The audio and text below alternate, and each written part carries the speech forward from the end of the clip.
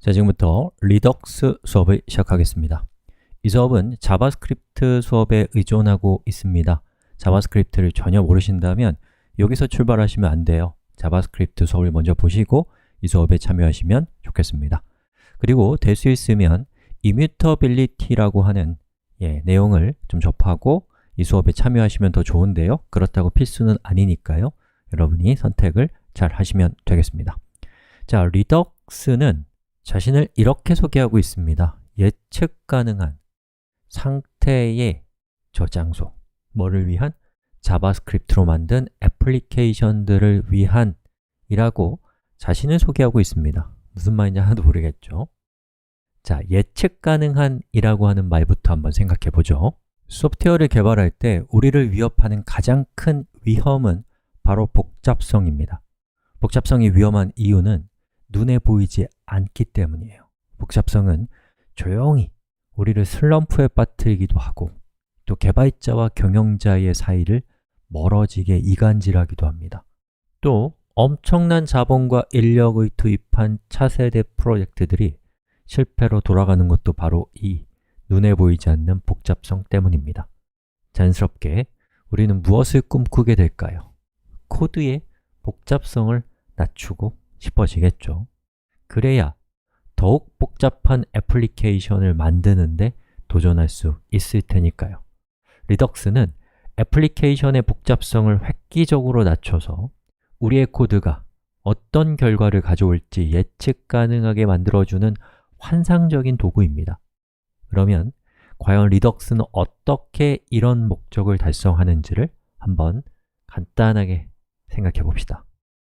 자, 가장 중요한 리덕스의 특징은 단 하나의 진실의 원천이라고 부르는 개념이에요. 말이 좀 거창하죠?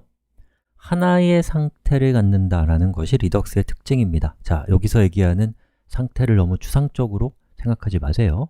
상태는 그냥 객체예요. 그래서 하나의 객체 안에 애플리케이션에서 필요한 모든 데이터를 우겨 넣는다 라는 것을 통해서 리덕스는 애플리케이션의 복잡성을 한 번 낮춥니다. 자, 저렇게 한 곳의 데이터를 중앙 집중적으로 관리하면 아무래도 여러 곳에 흩어져 있는 것보다 훨씬 더 데이터를 관리하기가 쉬워지겠죠. 자, 여기서 얘기하는 데이터는 이것도 너무 추상적으로 느끼지 마세요. 예를 들어서 여러분의 애플리케이션이 컨텐츠들을 가지고 있다면 이런 모양이 될 것이고요. 또 여러분의 애플리케이션에서 어떤 특정한 컨텐츠, 예를 들어서 id가 2인 글을 선택했다면 이런 식의 객체의 상태가 될 것입니다. 저렇게 상태를 바꿈에 따라서 여러분의 애플리케이션의 모습이 바뀐다 라고 생각하시면 되겠습니다. 자, 이것을 통해서 단 하나의 스테이트를 유지하는 걸 통해서 애플리케이션의 복잡성을 낮춘다라는 것이 첫 번째의 컨셉이고요. 두 번째는 이 상태는 너무나 중요하기 때문에 외부로부터 철저히 차단을 시켜서 아주 삼엄하게 데이터를 수정하고 읽는 것을 차단시킵니다. 자, 그럼 어떻게 데이터를 읽고 쓰냐? 당연히 가능하죠. 그때는 인가된 담당자만을 통해서 할 수 있어요. 여기서 얘기하는 건 사람이 아니라 함수를 얘기하는 거예요. 자, 예를 들어서 데이터를 쓰고 싶다. 그럼 직접 쓰지 못합니다. 디스패처라고 하는 걸 통해서 또 리듀서라는 걸 통해서만 데이터에 수정을 가할 수 있어요. 그러면 여러분이 이 리덕스한테 나 지금 글을 쓰고 싶어, 나 지금 어떤 글을 선택하고 싶어 라고 얘기해 주면 리덕스가 그에 따라서 꼼꼼하게 기록해서 그 최종적인 결과인 스테이트를 변경시켜 주는 역할을 하게 돼요. 여러분이 직접 스테이트의 값을 바꾸지 못합니다. 자, 그 다음에 데이터를 가져갈 때도 아주 삼엄하게 데이터를 관리해서 getState라고 하는 사람을 통해서만 데이터를 가져갈 수 있습니다. 이것도 역시나 그냥 함수예요. 제가 의인화해서 얘기하고 있는 것 뿐입니다. 자, 이렇게 되어 있기 때문에 데이터를 외부에서 직접적으로 제어할 수 없도록 하는 걸 통해서 의도하지 않게, 예기치 않게 스테이트의 값이 바뀌는 문제를 사전에 차단하는 걸 통해서 우리 애플리케이션을 보다 예측 가능하게 만드는 것이죠. 자, 그리고 거기에 더해서 아주 좋은 서비스가 있는데 저 state의 값이 바뀔 때마다 저 state의 데이터를 사용하는 우리 애플리케이션에 여러 부품들이 있을 거 아니에요? 그 부품들에게 전화를 걸어서 야, 데이터 바뀌었어. 그러니까 각자 자기가 해야 할 일을 하도록 해!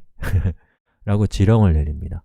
그럼 각각의 애플리케이션들은 서로에 대해서 신경 쓸 필요 없이 그냥 자기 할 일만 하면 돼요. 자연스럽게 그 부품들을 섭외하거나 또는 그 부품을 만드는 개발자인 우리들도 그 부품을 작업할 때, 부품에 대한 작업을 할 때 딱 그 부품에만 신경 쓰면 되기 때문에 애플리케이션을 만드는 과정에서 훨씬 더 적은 정신적 에너지를 소비하게 될 것이다 라는 겁니다. 물론 아직은 구체적인 코드를 보지 않았기 때문에 당연히 지금 한 얘기는 추상적일 겁니다. 우리 수업은 일단은 추상적으로 시작한 이 인식을 구체적인 코드로 바꿔나가면서 여러분이 스스로 다른 사람에게 추상적 설명도 할 수 있는 상태까지 가는 게 목표입니다. 자, 아무튼 리덕스는 결국 이렇게 돌아가요. 그리고 이렇게 돌아가는 리덕스의 특징을 이 리덕스라고 하는 시스템을 만드는 사람들이 가만히 보니까 여러 가지 가능성들이 보이는 거예요. 지금까지 얘기했던 거가 가장 중요한 거지만 예를 들어서 언두와 리두를 굉장히 쉽게 할 수 있습니다. 왜냐하면 각각의 스테이트 값들을 생성할 때 철저하게 통제하고 그리고 데이터를 만들 때 원본을 바꾸는 것이 아니라 원본을 복제하고 복제한 데이터를 수정해서 그것을 새로운 원본으로 만드는 이런 방법을 채택하고 있기 때문에 각각의 상태의 변화가 서로에게 영향을 전혀 주지 않는 독립된 상태를 유지할 수 있고 이러한 특징을 잘 이용하면 undo, redo와 같이 애플리케이션의 상태를 바꾸는 것을 매우 쉽게 처리할 수 있습니다.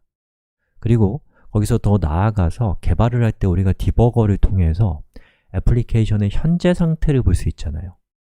그런데 리덕스를 이용하게 되면은 현재 상태뿐만 아니라 이전의 상태까지도 꼼꼼하게 레코딩하는 걸 통해서 여러분이 과거의 어느 시점으로 돌아가서 그 시점에서 이 애플리케이션의 상태가 무엇인가를 찾아내는 걸 통해서 문제 해결을 훨씬 더 쉽게 할 수 있도록 도와줍니다.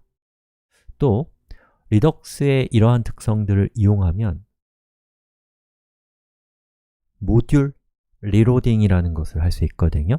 자, 이거는 뭐냐면 우리가 코드를 작성하면 자동으로 우리가 작성한 코드가 애플리케이션에 반영되는 거예요. 근데 그런 거 아마 해보신 분들 많을 건데 단순히 그렇게 되는 게 아니고 더 진보된 기능을 보입니다. 보통 그런 개발 환경은 우리가 데이터를 입력하고 나면은 데이터가 어떻게 돼요? 수정되면 데이터는 사라진단 말이죠. 그럼 어떻게 해요? 다시 입력해야 돼요. 근데 핫 모듈 리로딩이라는 것을 이용하면 애플리케이션은 새로 리프레시가 되는데 데이터는 그대로 남아있기 때문에 우리가 다시 입력 작업을 할 필요가 없도록 우리의 개발 환경을 세팅할 수도 있습니다. 그럼 어때요? 후진이 없는 전진만 있는 개발을 할 수가 있겠죠.